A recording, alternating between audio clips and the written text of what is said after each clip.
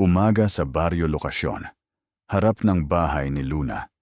Maagang gumigising si Luna, tahimik na pinagmamasdan ang bagong sibol na buwan sa langit. May kakaibang bigat ang pakiramdam niya, parang may paparating. Dumating si Aling Rosa, may dalang balita.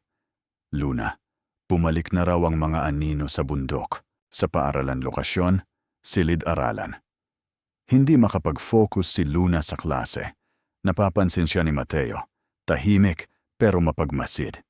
Inabot ni Mateo ang isang lumang papel na nakita raw niya sa library.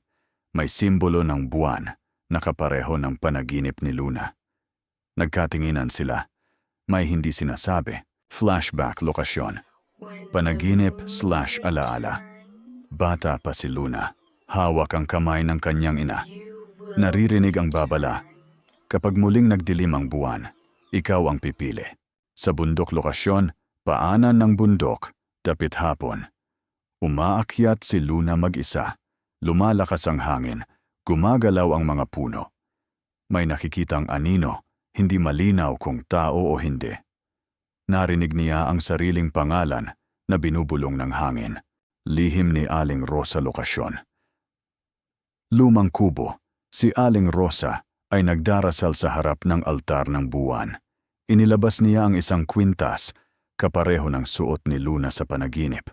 Pulong niya, hindi pa siya handa, pero wala na tayong oras. Pagtatapos/cliffhanger, lokasyon. Bundok, gabi na kaharap si Luna sa isang nilalang na may matang kumikislap. Unti-unting lumilitaw ang buwan, pulang-pula. Cut to black. Isang linya ang maririnig, maligayang pagbabalik, tagapili ng buwan.